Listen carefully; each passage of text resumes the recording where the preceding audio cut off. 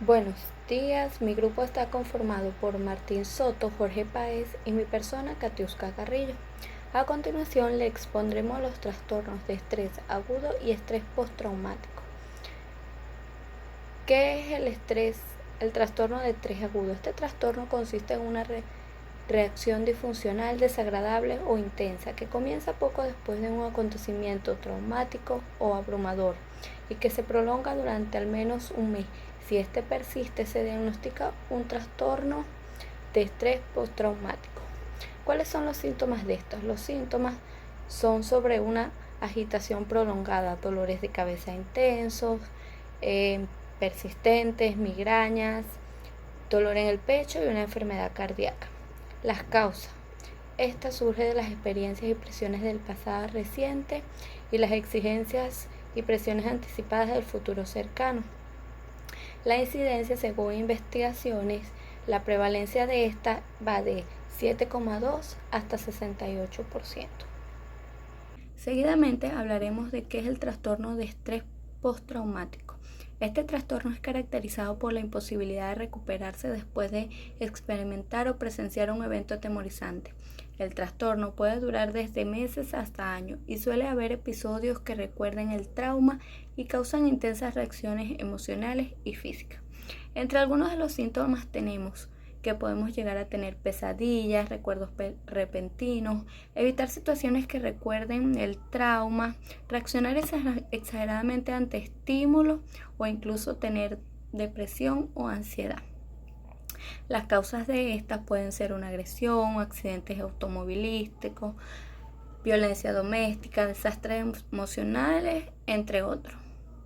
Su incidencia, según el Centro Nacional para el Trastorno por Estrés Postraumático, aproximadamente 7 u 8 personas de cada 100 sufren este trastorno alguna vez en su vida y las mujeres son más propensas a obtenerlo.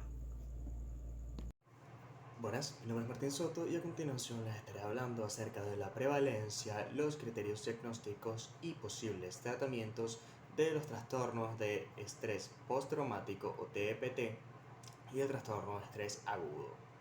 En el caso de la prevalencia, según un estudio de la revista médica de Costa Rica, la prevalencia en la población general del TEPT va alrededor de un 3,5% y esta en su mayoría se trata de soldados. Según el DSM-5, para hacer un diagnóstico de TEPT a un paciente debe tener al menos dos síntomas de cada categoría que voy a mencionar a continuación por un periodo de alrededor de un mes. La primera categoría son los síntomas intrusivos, tales como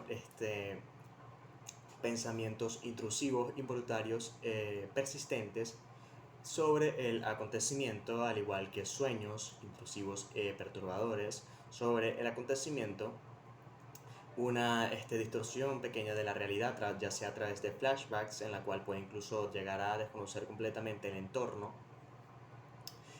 También un gran malestar fisiológico y psicológico una vez se recuerda a través de algún sonido o olor, por ejemplo, el suceso. La siguiente categoría serían los síntomas de evitación, los cuales sería tratar de evitar pensamientos, evitar pensamientos, ideas, sentimientos que lo recuerden al suceso. También evitar las personas, lugares, situaciones, los cuales sean, para el sujeto le traigan recuerdos, le rememoren el suceso traumático. La siguiente categoría son los efectos negativos sobre la cognición y el estado de ánimo. Los siguientes serían un estado de irritabilidad y enojo persistente, una pérdida de memoria o amnesia disociativa, pensamientos recurrentes los cuales llevan al sujeto a culparse sobre las causas o consecuencias del trauma, ya sea culparse a sí mismo o a los demás, una disminución del interés muy significativa a la hora de hacer las actividades las cuales eran de alto interés para el sujeto.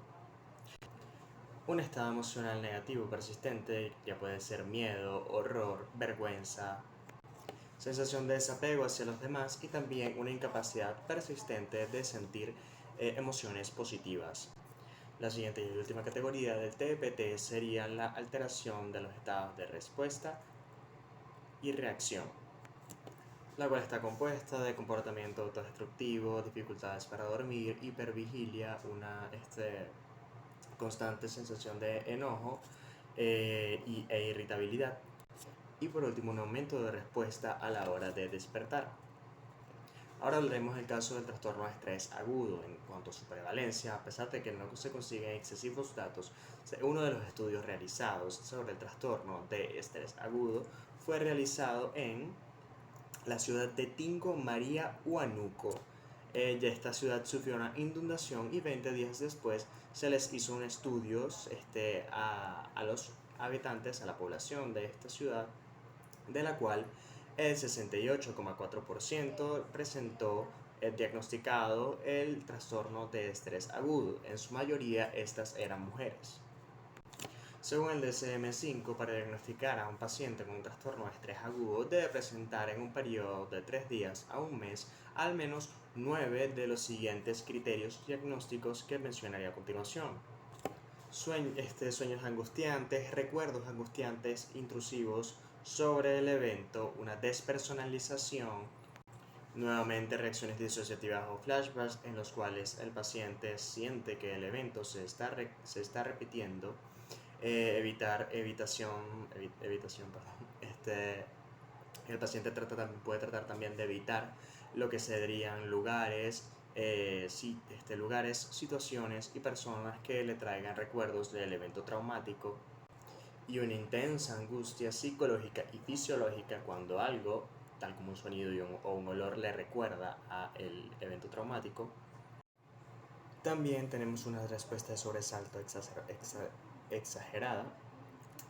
También tenemos hipervigilia, trastornos del sueño, dificultad para recordar fragmentos del suceso traumático. Por último, irritabilidad o crisis de enojo.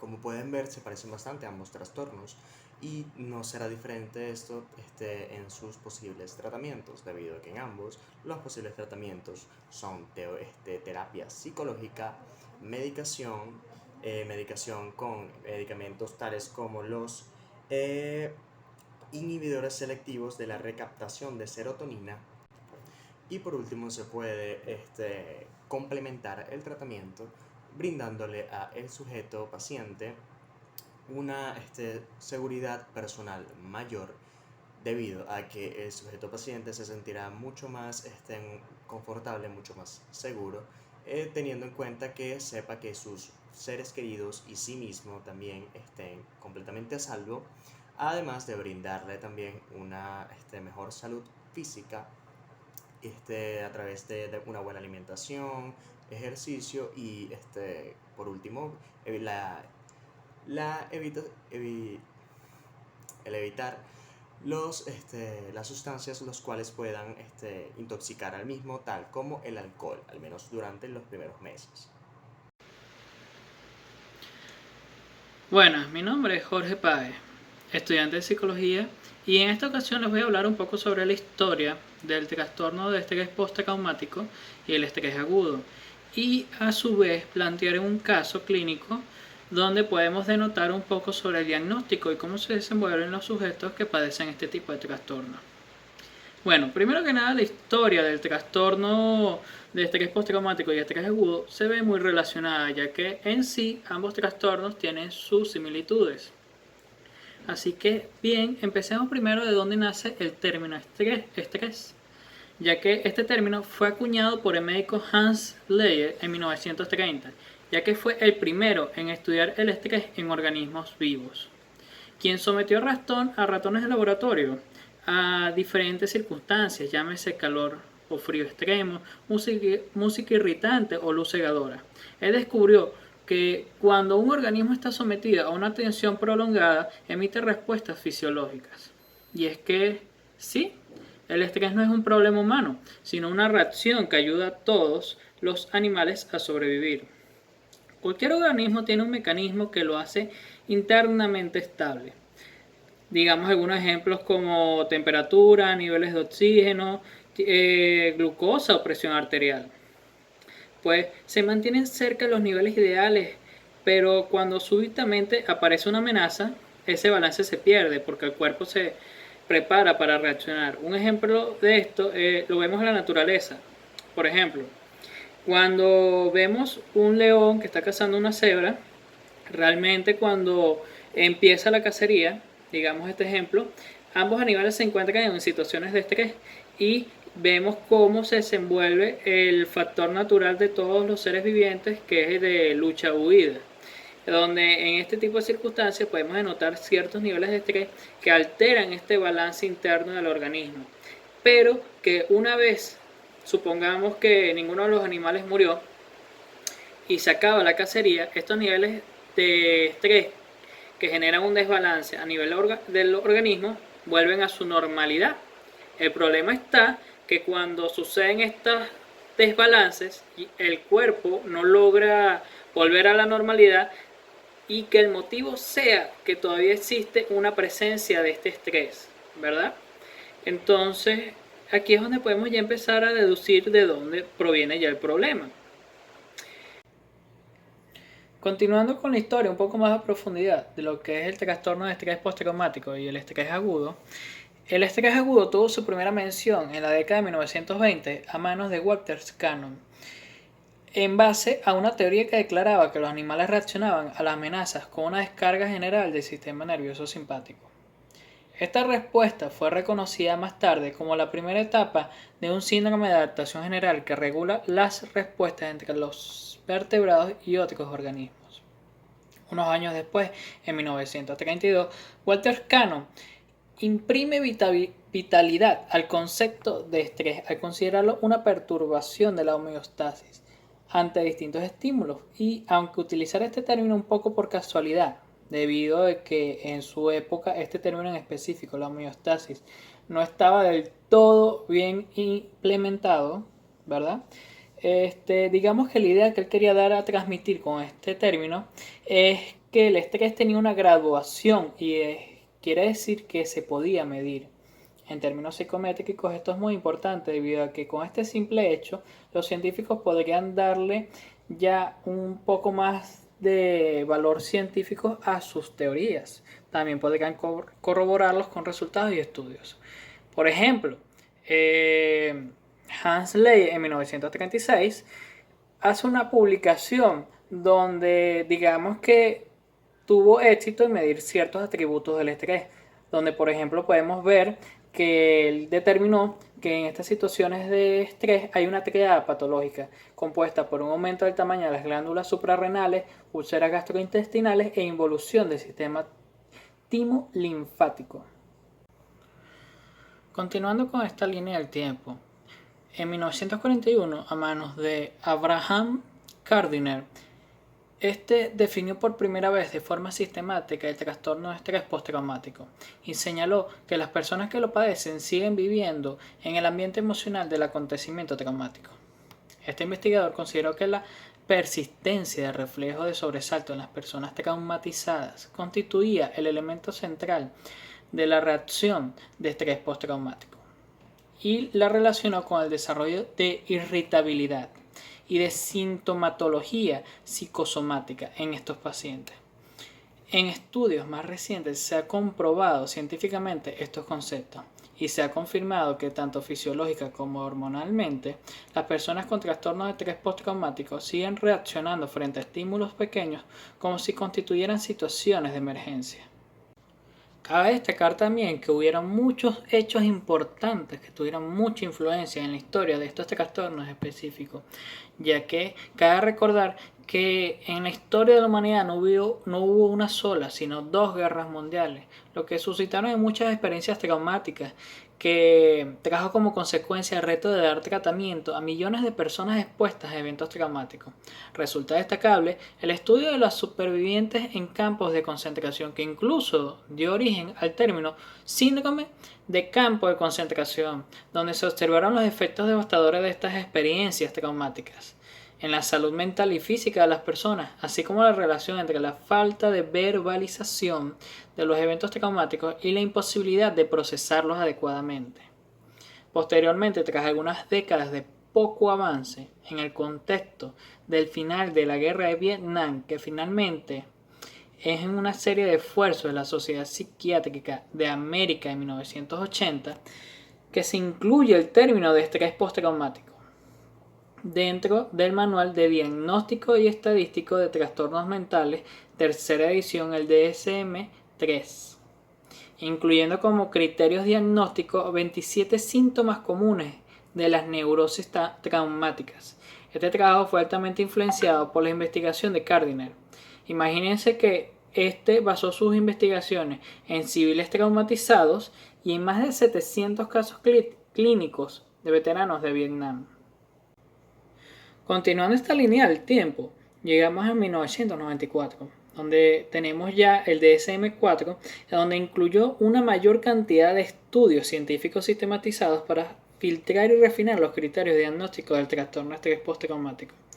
Pero es hasta la llegada del DSM-5 en 2013 donde se llevó una reconceptualización del trastorno, ya que incluso tuvo un cambio de categoría, ya que pasó de trastornos de ansiedad a trastornos relacionados al trauma y estrés. Además se removieron y revisaron algunos de los criterios sintomatológicos, añadiendo además la detección de dos subtipos de trastornos de estrés postraumático, que son los disociativos y los preescolar. Este proceso constituye un trabajo de 5 años por parte de 15 expertos en el tema, cuyo objetivo fue refinar el diagnóstico del trastorno basándose en las evidencias científicas recopiladas desde la última publicación del manual.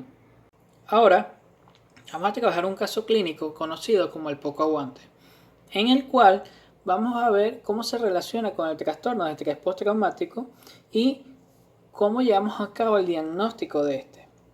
Bien, empecemos.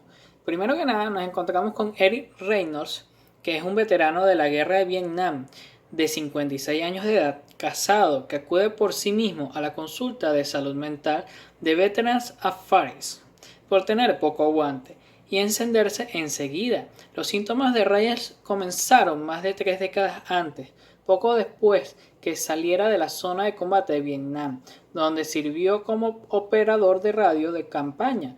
Nunca antes había buscado ayuda para su sintomatología. La jubilación anticipada lo llevó a ser más consciente de esos síntomas y a tener mayores deseos de buscar una solución. Los síntomas del señor Reynolds consistían en una rabia incontrolable. Recibir un susto ya hacía que pensara y recordara situaciones donde tenía experiencias cercanas a la muerte, vividas pesadillas semanales sobre operaciones de combate que le provocaban miedo nocturno, insomnio, aislamiento, vigilancia y ansiedad. Tenía una pérdida de interés en participar en ciertas actividades donde se involucraran demás personas y además se distraía con mucha facilidad.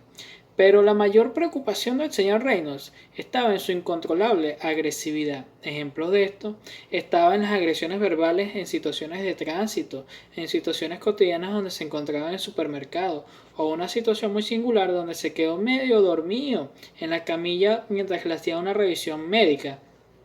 Y cuando tuvo un pequeño roce en la pierna, este despertó con un sobresalto, insultos y agresiones verbales a la enfermera que lo rozó, lo que condujo a un gran susto, no solo para la enfermera, sino para también el propio señor Reynolds. El señor Reynolds dijo que entre el estímulo inesperado y la agresión no se mediaban palabras, pensamientos ni imágenes. Esos momentos le recordaban una ocasión cuando era militar en que se quedó medio dormido cuando estaba de guardia en la entrada principal y un proyectil de un mortero lo despertó de golpe, dejándolo aturdido. Otros hechos resaltantes de la historia del señor Reynolds está en que, por ejemplo, siempre llevaba un arma, un proyectil para su autodefensa en el carro. Pero este manifestaba que su mayor miedo o su mayor temor era que en una situación de estrés o de susto o que por mero instinto terminara lastimando a una persona inocente sin tener intención de lastimar a nadie. Otros hechos resaltantes de la vida del señor Reynolds es que venía de una familia muy tranquila, hogareña y de campo. Y a sus 20 años en Estados Unidos es cuando es reclutado para ir a la guerra de Vietnam. Y luego de que regresa de estos acontecimientos, e incluso se gradúa y saca un título universitario, este es incapaz de trabajar con otras personas en un ambiente común, por lo que decide trabajar de fontanero y así trabajar un poco más en solitario y así mantener el control de sus situaciones y no relacionarse con otras personas. Claro está que el señor Reynolds incluso llegó a casarse, llegó a tener un matrimonio de hasta 25 años y es padre de 2 hijos ya adolescentes. Entonces, ya avanzando un poco más en esta historia, el señor Reynolds había probado la marihuana de joven y había consumido bastante alcohol en exceso, pero ya hacía 10 años que había dejado estos consumos. Ahora bien, adentrándonos en la exploración del señor Reynolds, resultó ser un varón afroamericano bien arreglado que parecía ansioso y en guardia. Era coherente y se expresaba bien. Hablaba a velocidad normal, aunque el ritmo se aceleraba al expresarse contenidos negativos. Dijo que no tenía depresión, pero sí ansiedad. El afecto estaba algo constreñido, pero era congruente con los contenidos. El pensamiento era coherente y lineal. Negó toda ideación suicida u homicida. No tenía síntomas psicóticos, ni delirios, ni alucinaciones. La introspección era buena. Estaba bien orientado y parecía poseer una inteligencia por encima de la media. Ahora bien, pasemos a lo que es el diagnóstico y a la explicación de este caso. Ya procediendo a la explicación del caso del señor Reynolds, nos encontramos que este manifiesta síntomas de las 4 categorías sintomáticas del trastorno de estrés postraumático: intrusión, evitación, alteraciones negativas de la cognición y el ánimo, y las alteraciones de la activación vegetativa y la reactividad. También, las principales preocupaciones del señor Reynolds parecen relacionarse con los síntomas mediados por el temor, sobre todo la respuesta exagerada de lucha o huida ante estímulos inesperados. Como suele observarse en casos de trastornos de estrés postraumático, la reacción es desproporcionada, impulsiva e impredecible. En otras palabras, la reacción no es premeditada ni forma parte de la impulsividad general. Además de la hiperactividad, el señor Reynolds presenta hipervigilancia, preocupación excesiva por la seguridad y ansiedad. Presenta también los clásicos síntomas de recuerdos intrusivos, pesadillas, revisencias y reactividad fisiológica a los estímulos que se parecen o recuerdan a sucesos traumáticos. Continuando ya con este diagnóstico, como suele ocurrir en individuos de trastornos de estrés postraumático, el señor Reynolds señala la línea prácticamente invisible que separa el estímulo externo de la reacción involuntaria de sobresalto. Estos síntomas son muy negativos para el paciente y también para la familia, los amigos, los compañeros de trabajo, y los intentos que hace el señor Reynolds de reducir los conflictos han conducido a una espiral conductual marcada por un progresivo estrechamiento de las oportunidades en todos los ámbitos, incluido el social, el familiar y el profesional. Y aunque no se menciona nada de su vida marital y cómo esto afecta a su trastorno, tampoco se menciona nada de la suicidalidad y los síntomas psicóticos, pero aún así hay que tenerlos en cuenta, ya que pueden llegar a ser muy útiles. La jubilación adelantada parece haberlo empujado por fin hacia el tratamiento. Una posibilidad obvia es la que la esposa, pese ahora que pasan más tiempo con él, haya influenciado en esta decisión. El señor Reynolds lleva aparentemente muchos años sin consumir ni alcohol en exceso ni marihuana, y ninguna de estas sustancias parece relacionarse en la aparición de estos síntomas. Sin embargo, dado que los trastornos por consumo de sustancias son muy frecuentes en los trastornos de estrés postraumático, debe prestarse especial atención a la posibilidad de que no diga toda la verdad. La hiperactivación tensa del señor Reynolds se solapa hasta cierto punto con la irritabilidad disfórica observada en el trastorno bipolar tipo 2, pero en el presente caso los síntomas aparecen de repente y en respuesta a sobresaltos percibidos, y no se acompañan de periodos de síntomas maníacos, como pensamientos acelerados, aumento de la energía o impulsividad, y menor necesidad de sueño durante varios días. El paciente no dice sentirse deprimido y la reducción del placer parece más relacionada con la evitación de actividades sociales que ante las que resultaban gratas. Conserva el interés en la carpintería y la lectura, que son actividades características de su tendencia al aislamiento. Finalmente, nos encontramos que el señor Reynolds presenta un conflicto que se observa a menudo en las personas de estrés postraumático, quienes sobreviven a un trauma que tienden a orgullecerse de su resistencia ante la adversidad y su independencia. Pero esto solo lleva a que cuando se presentan los síntomas incontrolados pueden provocar vergüenza y que la posibilidad de confiar en una figura de autoridad para resolver estos problemas puede parecer imposible. Estas actitudes pueden retrasar la entrada de un sistema de salud mental que cuenta con tratamientos cada vez mejores. Para los síntomas y las consecuencias interpersonales y laborales del trastorno de estrés postraumático. Cabe destacar que para que el diagnóstico clínico, que se basa en el diagnóstico del DSM-5, pueda considerarse válido, ¿verdad? Tiene que presentarse cierta cantidad de síntomas determinados en cada una de estas áreas. Por ejemplo, en los síntomas intrusivos tienen que aparecer aunque sea uno de los siguientes síntomas. Y en el caso del señor Reynolds podemos encontrar que tiene memorias involuntarias, perturbadas, intrusivas y recurrentes. Tiene sueños perturbados, también recurrentes. Tiene pesadillas. Entonces, en este tipo de síntomas intrusivos podemos decir que tiene más de un síntoma. Por ende, sí cae válido en el diagnóstico del DSM-5, pero también tenemos que entonces pasar a los siguientes apartados. En este caso serían los síntomas de evitación. En este caso, el señor Reynolds presenta o tiende a evitar lugares, conversaciones